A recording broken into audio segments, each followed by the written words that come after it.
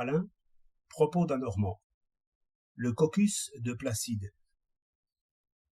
J'ai rencontré mon ami Placide, qui avait une très bonne figure. Comme je lui demandais machinalement « Comment vous portez-vous ?» il me répondit « Ça ne va pas du tout. Je ne peux plus passer une nuit blanche sans être horriblement fatigué. Et quand j'ai fait 30 kilomètres à bicyclette, j'ai les jambes rompues. C'est une sale maladie, vous savez, que celle que j'ai.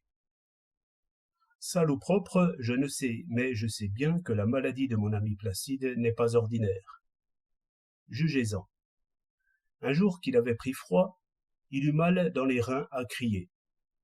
Il court chez un prince de la science qui le fait déshabiller, lui prend 40 francs et lui donne l'adresse d'un laboratoire renommé pour les analyses d'urine.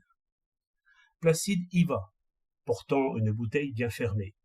Après une nuit d'anxiété, il y retourne, pénètre dans le sanctuaire et y trouve le garçon de laboratoire qui balayait et soulevait des nuages de poussière.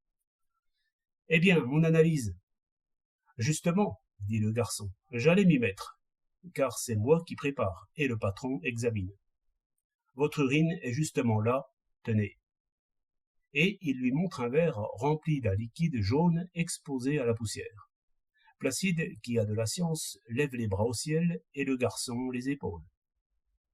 Le lendemain, Placide reçoit son bulletin d'analyse. 20 francs. L'urine est tout à fait comme il faut.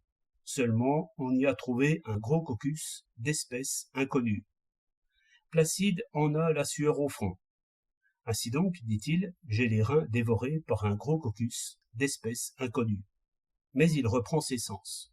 Évidemment, le caucus en question vient de la poussière du laboratoire. Nous en rîmes bien tous les deux. Il déchira son bulletin et se moqua des princes de la science. Il s'en moqua parce que, ce jour-là, il se portait très bien. Mais dès que ses reins le tourmentèrent, il revint à son gros caucus d'espèce inconnue. « C'est bien une chance, disait-il. Il a fallu que j'aille ramasser, le diable sait où, un microbe que des médecins ne connaissent pas. » Et il feuilletait les livres de médecine en considérant d'un œil consterné les bacilles en virgule, en bâton, en point d'interrogation, en parenthèse, ouvrier de peste, de choléra, de typhus, de rage, de tuberculose. Et il se disait « Ce n'est aucun de ceux-là. Que vais-je devenir ?»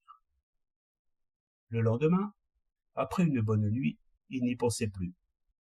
Il se remit au foie gras, aux écrevisses et au champagne, moyen assuré d'endormir ses craintes et d'éveiller le gros caucus. Nouvelles angoisses. C'est ainsi que mon ami Placide traîne maintenant une vie misérable. Tantôt parce qu'il est bien reposé, et rit du médecin et des analyses, et des gros caucus, d'espèces inconnues, mais dès qu'il se sent les reins lourds et les jambes molles, il oublie le balai du garçon et les nuages de poussière et s'en va tête basse en se demandant « Est-il en cerceau, ou en faucille, ou en marteau, le gros caucus qui me dévore les entrailles ?» Ainsi se trouve vérifié le vieil adage « Qui augmente sa science, augmente aussi ses peines. » 25 juillet 1908